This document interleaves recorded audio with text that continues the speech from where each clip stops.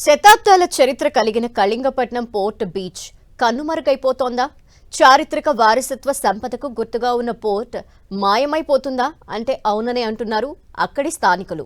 Aqua mafia Vamsadhara నది దిశ మార్చేలా చేయటంతో Kalingapatnam beach కోతకి గురవుతోంది.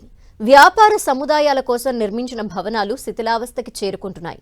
కళ్ల ముందే కళింగపట్నం బీచ్ రూపు మారిపోతుంటే స్థానికులు ఆవేదన వ్యక్తం చేస్తున్నారు.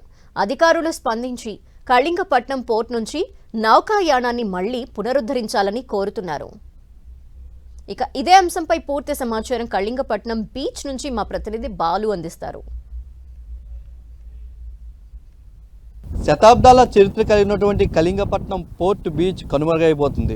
ఓవైపు వంశధార నది దిశ మార్చుకుండడంతో పూర్తిగా నది అంతా కూడా కళింగపట్నం వైపు వస్తుండటంతో సముద్రం కూడా కనుమరుగైపోతున్న పరిస్థితి కనిపిస్తుంది.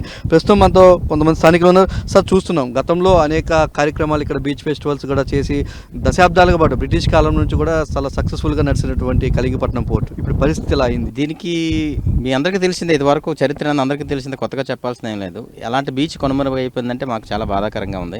ఈ విషయం మీద ప్రభుత్వం దృష్టికి మేము ఎప్పుడూ తీసుకెళ్ళామండి. సుమారుగా ఒక 7 years అవుతుంది ఈ విషయం మీద తీసుకువెళ్ళి చాలా ప్రొటెస్ట్ చేయడం జరిగింది.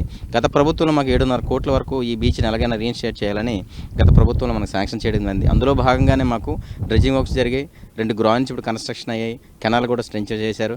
కానీ ఆ డబ్బులు ఇంకా మిగిలే ఉన్నాయి, కానీ కార్యరూపం దాల్చట్లేదు. ఎక్కడ వేసిన కొంగలు అక్కడే ఉంది, బీచ్ అలాగే ఉంది.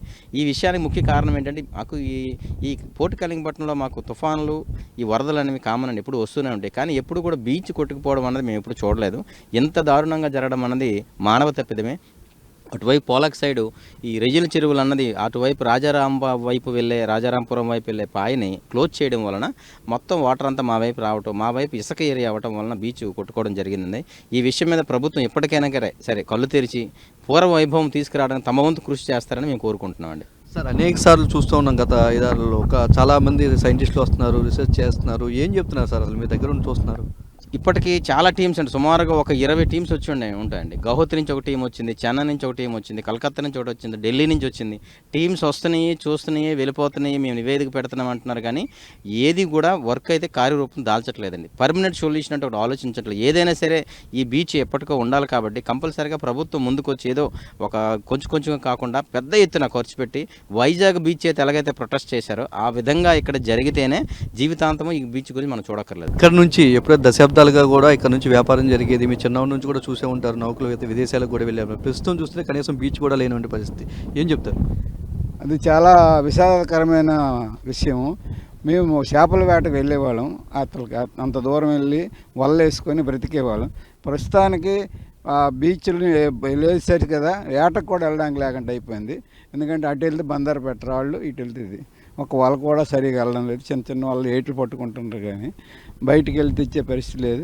చాలా బాధాకరమైన విషయం. దీనికి మరి ఏ విధంగా రెట్టిఫై చేస్తారు గవర్నమెంట్లు చూడాలి. తనగా చూసుకుంటే శతాబ్దాల చరిత్ర కలిగినటువంటి కళింగపట్నం పోర్ట్ అయితే పూర్తిగా సముద్ర గర్భంలో కలిసిపోతుందని చెప్పేసి వీరంతా కూడా ఆవేదన వ్యక్తం చేస్తున్నారు. ఏదైతే జిల్లాకే ఒక తలమానికంగా టూరిస్ట్ స్పాట్గా ఎప్పుడు ఉండేది, ఓవైపు అటువైపు సముద్రయానం ఎలాగా పూర్తిగా పోయింది. కనీసం టూరిస్ట్ స్పాట్గా అయినా చాలా బాగుండేది. దీనికి సంబంధించిన రిసార్ట్స్ కూడా అనేక మంది కట్టడం జరిగింది గతంలో. అవి కూడా ఈ యొక్క కొట్టుకుపోవడం వంటి తుఫాన్ వంటి కారణంగా కొట్టుకుపోవడం వంటి జరిగాయి. దాంతో పూర్తిగా ఇది మొత్తం ఏదైతే బీచ్ అంతా కూడా నాశనం అయిపోయిందని చెప్పేసి అయితే స్థానికులు చాలా దిగ్భ్రాంతి వ్యక్తం చేస్తున్నారు. కళింగపట్నం బీచ్ని డెవలప్ చేయాలని చెప్పేసి అయితే స్థానికులు కోరుకుంటున్నారు. కెమెరామెన్ సూర్యతో బలు, 10 TV, శ్రీకాకుళం జిల్లా.